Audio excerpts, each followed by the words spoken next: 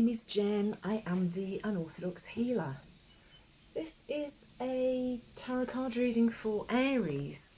It is designed for wherever you may have Aries in your chart. I am based in southern Scotland in the UK. My name's Jen and I'm doing a different reading today. I thought that seeing as we were at the start of March that I would try this out and see what you think of it. So the idea is that for the month of March, because there's such a lot going on astrologically at the moment, that we would have a look at what is going on with each of the 12 houses. If you're not familiar with your birth chart, everybody has a house, depending on where you are and where you are within the sort of the zodiac wheel. Everybody with Aries as their sun sign. You can also have this if for rising sign or moon sign. Everybody has a planet in a house. And I don't know if you can see that we have houses 1 to 6 at the top and then 7 to 12 at the bottom. And each house means something. So I thought what we'd try as an experiment, Aries, is that we would go through each house for the month of March and see as to what the tarot cards have brought us. Because it takes quite a long time to shuffle these all out, I have not done my usual shuffling whilst I'm on camera. I have still done it so that the cards have jumped out. I haven't taken any reversals. But if you would prefer to still see me shuffle them, then I can perhaps do that, and I thought maybe I might be able to speed the video up whilst I'm doing that so I don't bore you all senseless. Astrologically, March is absolutely unique. We have so much planetary activity going on, so many massive planets moving around. That includes going some of the really big planets, Mars, Mercury, Venus and Jupiter, all moving quite significantly. If you feel like you're overwhelmed, you just don't know what's going on, potentially your exes are just suddenly popping up out of the woodwork unexpectedly for no reason, or you're harping back to previous times, that's because Venus has just gone retrograde. Mercury's going retrograde, I think, on the 13th of March. So literally, this is a real sort of, I think you could almost describe it as the beginning of the end for us, not in a doomsday sort of way, but we're also almost at the point of the end of the astrological year, and you guys kick off the start of the new year. And again, because of all this planetary activity, you will feel this. And potentially, I think the thing to remember is that whatever does happen, it will be happening for your best interest. Whether you can control it or not, always please see it as this happening to benefit you. You might not be able to see it at the time, but trust me, well, at least this is what all the astrologers are saying anyway. So Aries, the underlying energy that we have is the Wheel of Fortune. It's a perfect card based on the fact that things are always changing. If you are feeling at the moment as though you are stressed out, things are difficult, the wheel will change, and it will change for the better. And I just think that we have to try and ride through March as best we can. So the first house we have is all about yourself, how you are seen by others. It's about your personality, how others see you. The card that you have is the Six of Cups. Again, as I was saying, this is potentially with Venus and Mercury retrograde, that you may feel as though you're reminiscing, that you are potentially having You might even, I want to say that you're sort of looking through your wardrobe and you're finding out old clothes, or you're going through old clothes that you used to wear, and perhaps you're having a bit of a renaissance period that you're wanting to to rather than throw things out. You know, it's spring in the northern hemisphere, so you might be having a clear out, but rather than getting rid of them, you're like, oh, right, I've forgotten I've got that. And the Six of Cups is all about that. It's a bit of reminiscing, it's a bit about happier times, going back to times when they were easier.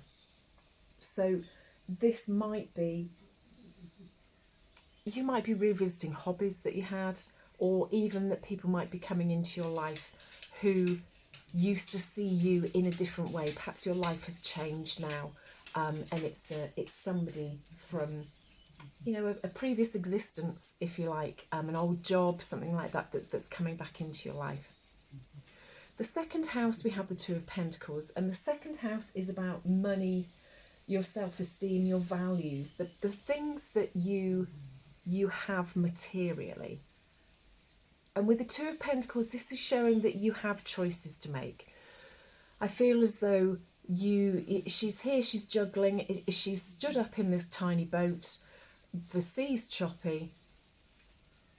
Again, with the month that we're having astrologically, just try and hold on to your finances.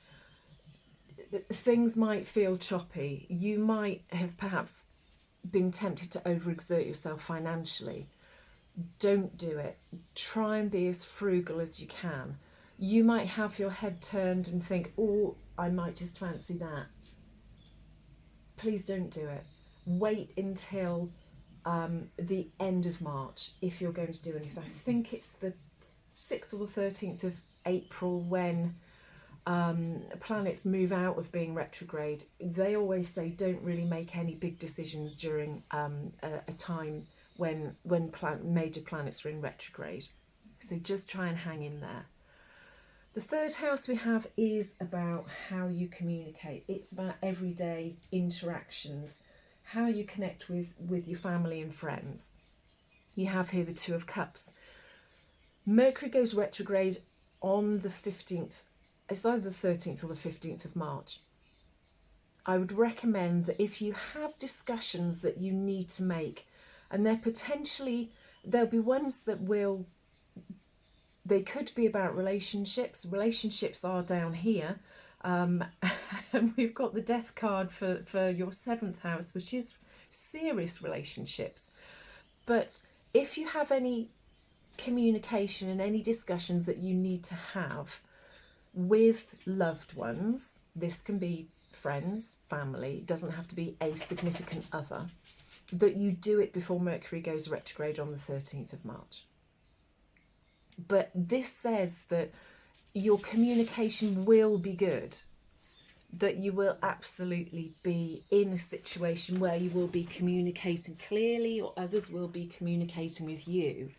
And March is a time when you will have to be able to communicate clearly to others as well, to avoid confusion or misunderstandings. The 4th house is about your home and family, and you have the King of Swords. I think that this will be a really lovely time for you, that the King of Swords is somebody who is very steadfast. They are, I feel as though they're quite a truthful person, and somebody who doesn't stand any messing. Aries, this might be you, but I think that there might be somebody in your home or your family who is this character, who is this honest, loyal, truthful person. And I feel as though perhaps you're going to reconnect with them, or just feel as though you have you're going to learn something from them, I think, during March, in this month. The next card we have is your 5th house. And your 5th house is about how you express yourself, the things that you love to do. And as it says, creativity and leisure. You have the 10 of Swords. Where we are astrologically it might mean that you are just feeling as though you're working too hard and you're not playing enough, or that you're wanting to have time to be creative and you're just not having the opportunity to do it. I think that you're feeling like you're lacking in passion and you're wondering where that's gone to. The good thing with the Ten of Swords is that the tens are endings, and although he looks as though he's pretty much been finished off good and proper by all of these swords, he's actually still alive. And you can see that although this is this is a nighttime scene, the sun's coming up, and there's an owl here which is showing that whatever this situation has been that has perhaps held back your creativity and your passions and your opportunity to express yourself, that you've learned, and now is the time to start afresh, to pull all of those swords out. And I do feel as though this has been a lot of people or a lot of situations who have sort of curbed your creativity or your ability to enjoy yourself. The sixth house is the King of Cups. That's about the sixth card is just a bit rubbish, really. It's sort of like it's routines, it's how you look after yourself, it's your health, it's your job, it's just sort of the stuff that you do day to day. This is good. You have the King of Cups. The King of Cups is somebody, or it's an energy which is one where you are sure of what you're doing and why you're doing it. And you are happy, generally you are content with how you're feeling and how your day-to-day life is going. The next house we have is the seventh house, and this is about your close relationships. This, if you haven't got a significant other, this can be about a business relationship or a very close friendship that you have. This doesn't have to be about love. You've got the Death card. Don't panic about the Death card. The Death card shows that change is coming. This might be linked to your third house, where you are having some communication problems. But as I was saying at the start of the reading, the Death card is good. If things happen during this, the month of March, which perhaps you would prefer that it hasn't happened or it won't happen, see it as something that has done you a favour. Death is about change, as I said. It isn't something to be feared. Death happens for a reason. And so things will change within your relationships. The eighth house, it says sex, death and transformation. This can also be about shared resources and rebirth. Transforming your life can also be about death. The Seven of Pentacles is you trying to decide as to whether the hard work that you're putting in within your life is worthwhile and whether you should carry on doing it.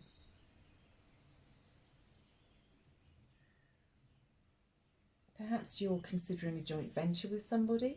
She is sort of looking back at somebody as though she's potentially sort of looking back at you, the reader, or that this is you looking back at somebody else going, well, are we going to do it?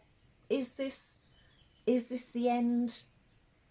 Or are we going to carry on working on this idea that we have together? And I think also, again, because of what's going on astrologically in March, you may well just be sitting there going, is this worth it? Is all of this worth it? Is the hard work that I'm putting in, am I getting out what I'm putting in? The ninth house is quests and adventures, and you have the Five of Swords. It can be about long distance travel. It can be about understanding your life and your purpose. It can also be about legal matters. The Five of Swords is about you or somebody winning a fight or an argument, or just thinking that they've got the upper hand over you with something. I don't think this is you. I think that this is somebody that is perhaps pushing your buttons. Again, where we are with March and the planets astrologically, if somebody is pushing your buttons, just try and walk away from them. It's not worth trying to have an argument at the moment because everything is just so nuts. It is also below the communication card here. This could again be a relationship with a significant other or somebody you are close to that, you know, you're wanting to have communications. If it's after Mercury going retrograde on the 13th, just be careful. We do have this sort of warning that the Death card is here. And the Five of Swords might be somebody pushing your buttons. So again, March is really a time, if you can go and lock yourself in a cupboard, I'd go and do it. The 10th house is about ambitions and career. Why you're on the earth, how you're going to pull off whatever it is that you're here for, and about your social status. You are firing on all cylinders. The Knight of Swords, or this might be somebody who you know or is going to come into your life who's firing on all cylinders. This might be that you've got an idea for a new venture professionally. It might be that you are feeling as though you're on a roll.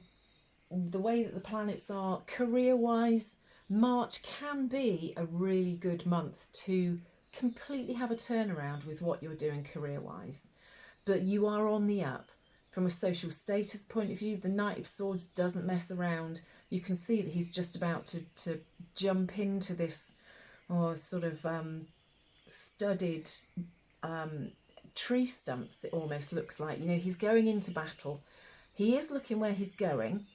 Just, again, try and not go about anything in too gung-ho a manner.